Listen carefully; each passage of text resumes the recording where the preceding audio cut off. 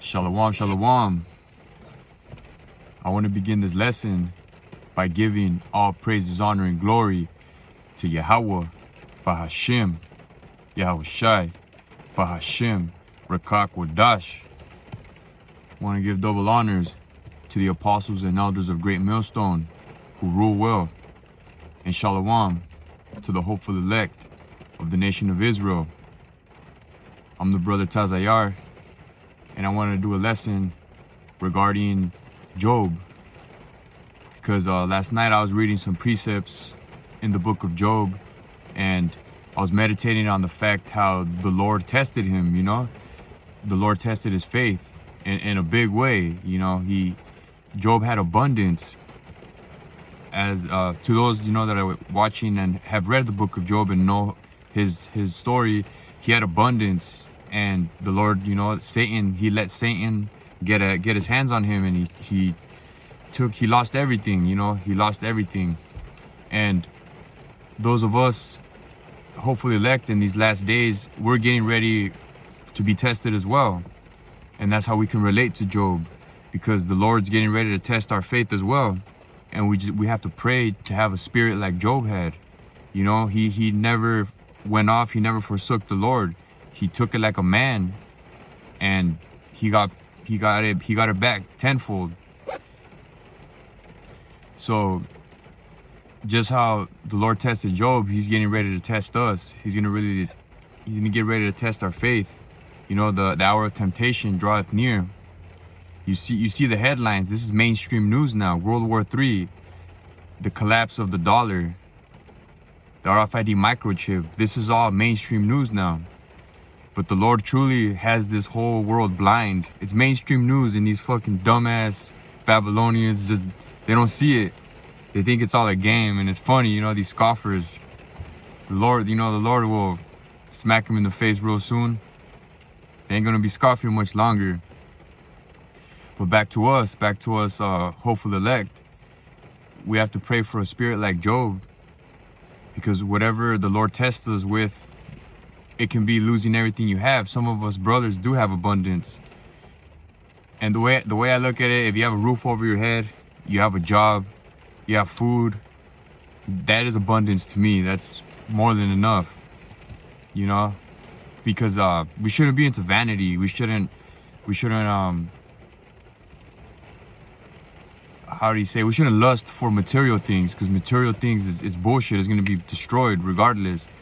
We should pray for wisdom and the spirit, to endure these hard times. So let's open up. So I gave you the account of Job, how the Lord let Satan put his hands on him. His children, he killed his children. His wife left him. All his animals died. He lost it all, and he got boils all over his body. So he hit rock bottom. He was on top. He hit rock bottom. But he got it back, He endured through that tough trial, and he got it back 100-fold. So let's start with Job chapter 42. We're going to go verses 10 through 17. It reads, "And the Lord turned the captivity of Job when he prayed for his friends. Also the Lord gave Job twice as much as he had before." It was actually twice as much. But he already had thousands of animals. He had children, and he got it back twice as much. That's good. That's a blessing. Verse 11. "Then came there unto him all his brethren, and all his sisters, and all they that had been of his acquaintance before, and did eat bread with him in his house. And they bemoaned him and comforted him over all the evil that the Lord had brought upon him. Every man also gave him a piece of money, and everyone and gold earring." So they saw what this man went through, and that's a testimony of Job's faith. He had unbreakable faith, unmovable faith, because your average person is very carnal, and us brothers, we daily is a constant battle with your flesh. So you can only imagine being in Job's shoes. And Lord willing, you know, we pray. We don't want to go that harsh. But if we lose everything, we just have to endure, just how Job did. Pray for that spirit, that unbreakable spirit. And verse 12. So the Lord blessed the latter end of Job more than his beginning, for he had 14,000 sheep and 6,000 camels, and 1,000 yoke of oxen, and 1,000 she-asses. He had also 7 sons and 3 daughters. And he called the name of the first Jemimah, and the name of the second Keziah, and the name of the third Karen-hap, Punch. Salaki if I'm butchering this. And then verse 15.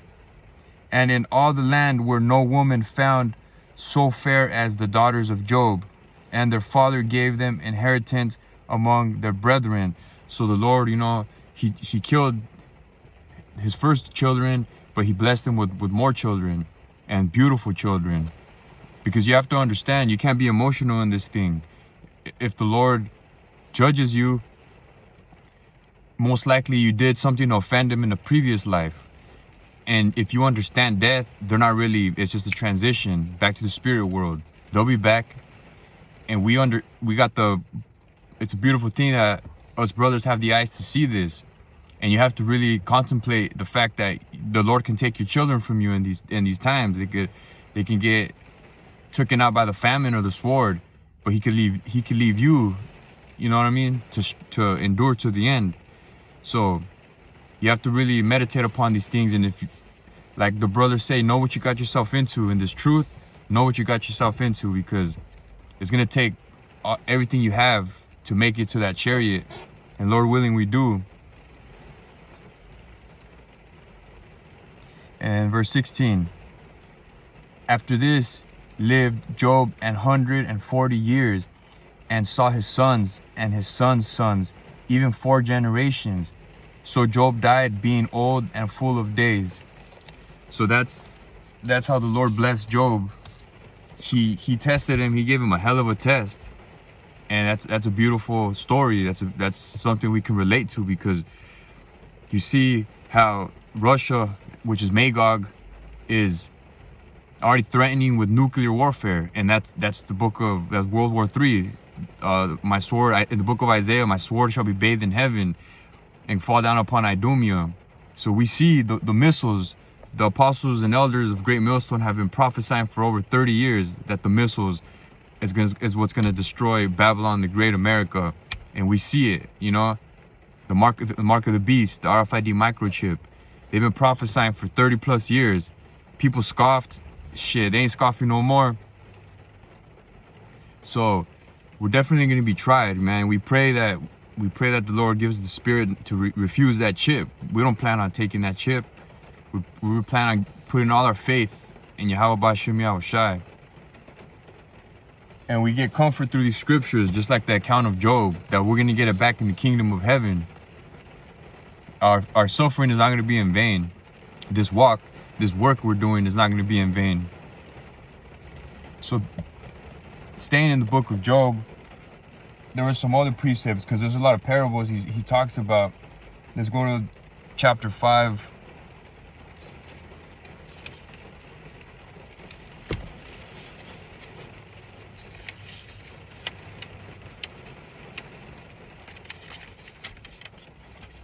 And verses 17 through 22. It reads, Behold, happy is the man whom God correcteth. Therefore despise not thou the chastening of the Almighty. So a lot of times we get judged. The Lord judges us. Just how he blesses us, he also judges us. Because we fall short. We fall short of him. We're in this flesh. We're constantly sinning. So of course we're going to get corrected. And that's the thing. You can't be emotional. Whatever it is that the Lord judges you with, test your faith with. We say Tawada Yahweh Bashim Yahushai. We're worthy of the suffering. We're getting refined, how gold is refined in the fire. Verse 18. For he maketh sore and bindeth up. He woundeth, and his hands make whole. So he could tear you down and bring you back up, you know? Burn all your impurities out and make your purest form, you know what I mean? Once we get those new bodies. And verse 19, he shall deliver thee in 6 troubles, yeah, in 7 there shall no evil touch thee. So we have to pray for this. Jacob's trouble, man, chaos. We have to pray to, obviously we're gonna get tested, but we're gonna rejoice. We're gonna rejoice during these dark days. Verse 20, in famine he shall redeem thee from death, and in war the power of the sword, from the power of the sword.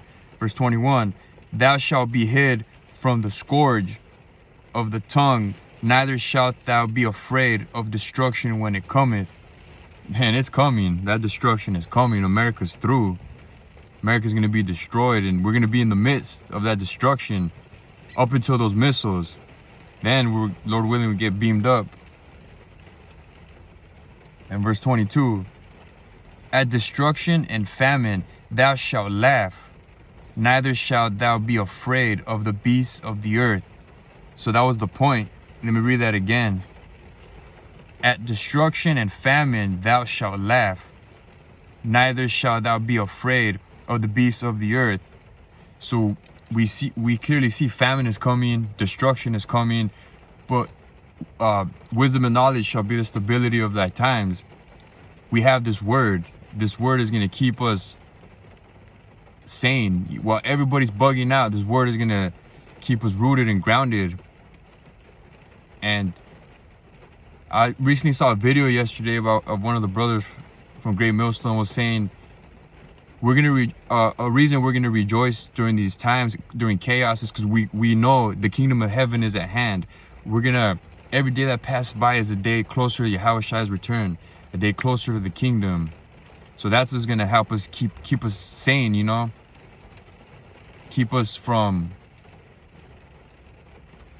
just bugging out. Salakia if I'm not making sense, but this is heavy. This is real heavy, because we have to be circumspect, cool, calm, and collective. When everybody else is panicking, that's why these women are gonna draw towards the men of the Lord, because we're gonna be chilling, you know. We're gonna be waiting for orders from. We're gonna be waiting on orders from Yahweh B'Shem Yahushai through the Spirit, miracles, spiritual power, and that's what our hope lies in. So yeah, those are the precepts I had. You know, the book of Job. That's a good story. And those in famine and destruction, you know, the men of the Lord are gonna rejoice and laugh. He's gonna give us that spirit, that cold heart, because we're gonna see death from around the corner, like that movie The Road. Esau depicts these dark days ahead in the movies. The Road, the Book of Eli. And it's gonna be even crazier than these movies. It's gonna be wild, and it's exciting times, because, like I said, the kingdom of heaven is at hand. Lord willing, we're part of that 144,000 or the large multitude. Lord willing, we're part of that hopeful elect, and just keep on pushing. We're almost out of here. It's I guess I'll share. It's a beautiful day. It's raining. It's gonna be raining for the next week. Where I stay, where I'm at. So that's, man, the weather's amazing. That's Yahweh B'Shem Yahushai's might. So hopefully this lesson has been edifying. In closing, I want to give all praises, honor, and glory to Yahweh B'Hashem Yahushai B'Hashem Rakak Wadash. Double honors to the apostles and elders of Great Millstone. And shalom to the hopeful elect. On to the next one. Shalom.